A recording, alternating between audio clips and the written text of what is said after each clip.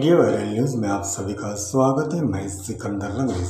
जलगांव जिले के भिलवाड़ा गांव में पुरानी रंजिश को लेकर हुए झगड़े में एक व्यक्ति की मौत हो गई और अन्य 11 लोग घायल हो गए। घटना 14 सितंबर रविवार दोपहर करीब 1 बजे की है। इस घटना में एक नाथ निम्बा गोपाल उम्र 55 वर्ष की मौके पर मौत हो गई। इस मामले में 10 लोगों के खिलाफ मामला दर्ज कर लिया गया है और पुलिस ने 8 लोगों को गिरफ्तार कर लिए हैं। बाकी 2 लोग जल्द ही पुलिस की गिरफ्त में होंगे।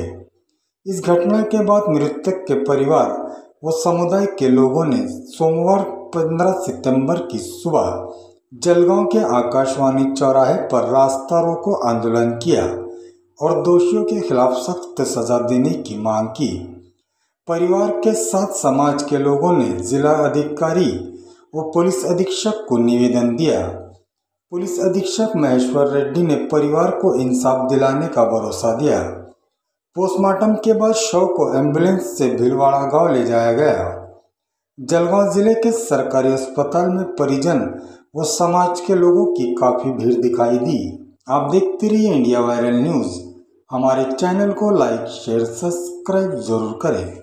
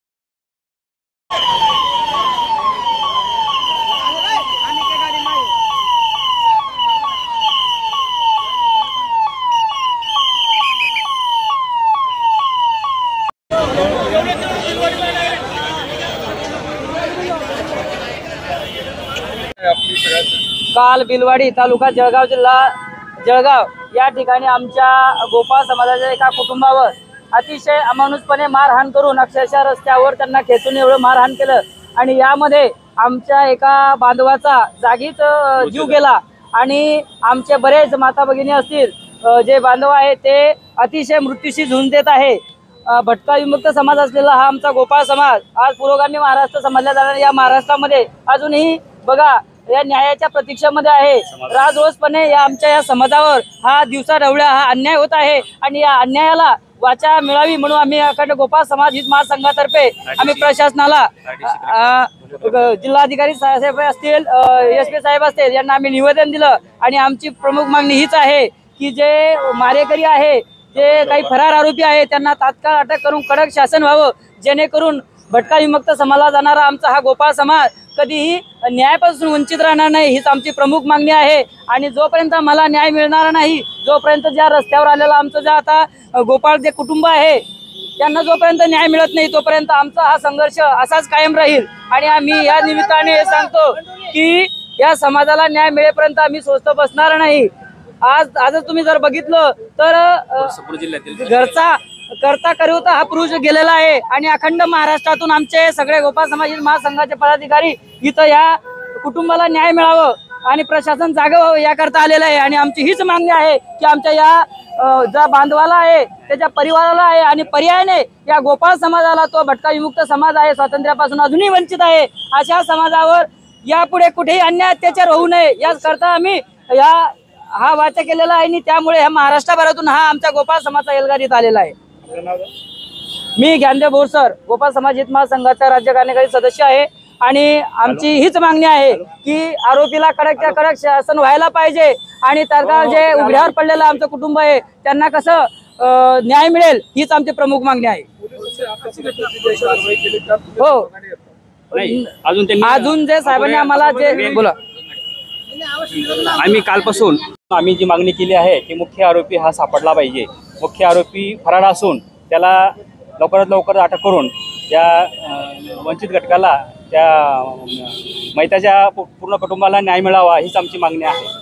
पोलीस प्रशासन पाहिजे तिथे मदत करत आहे, परंतु पाहिजे तसं जो मेन आरोपी मुख्य आरोपी तो फरार झालेला आहे. तो जो पण सापडत नाही तोपर्यंत आम्ही न्याय मागण्यासाठी आम्ही कटिबद्ध राहू. आपलं नाव?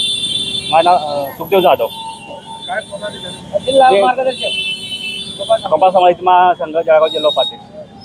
सर, जळगाव तालुक्यातील बिलवाडी येथे काल 2 गटाच्या हल्ल्यामध्ये एकाचा मृत्यू झालेला आहे. नागरिकांनी आज रस्ता रोको केलेला आहे. नेमकं काय माहिती आहे, किती आरोपी आहेत त्याच्यामध्ये? काल दुपारी अंदाजे 1 वाजता MIDC पोलीस हद्दीमध्ये बिलवाडी गावात 2 कुटुंबामधलं जुने वाद होते आणि त्या वादातून म्हणजे काल त्यांचं मारामारी झालं होतं. त्या मारामारीमध्ये एक इस्मानचं डेथ झालेलं आहे आणि त्याच्या अनुषंगाने मर्डर विथ रायटिंग या गुन्हा दाखल करण्यात आलेला आहे. या गुन्ह्यामध्ये 10 आरोपी करण्यात आलं. 10 पैकी 8 आरोपींना अटक करण्यात आलेलं आहे आणि आज त्यांच्या जे मयत झालेलं आहे इस्मानचा समाजाचा लोक मला भेट दिलेला आहे आणि त्यांचं मागणी होतं तपास चांगला व्हावा आणि जे कोणी दोषी आहे त्यांना त्याच्यावरती कायदेशीर कारवाई करावा. त्यांना देखील म्हणजे आम्ही आश्वासित केलं की म्हणजे चांगला तपास होईल. जरी 2 आरोपी उरलेले आहे, हे दोन्ही आरोपींना पण म्हणजे लवकर अटक होईल असं त्यांना आश्वासन दिलेलं आहे. या घटनेत नक्की कारण काय समोर आलंय? कशामुळे हा वाद उद्भवला? घटना म्हणजे ह्याचा जुने वाद पण आहेत, म्हणजे 2-4 वर्षापासून त्यांचा वाद आहे आणि काल किरकोळ विषयावरून त्यांचा वाद सुरू झाला आणि वाद नंतर म्हणजे त्याचं रायटिंगचं रूपांतर झालं होतं.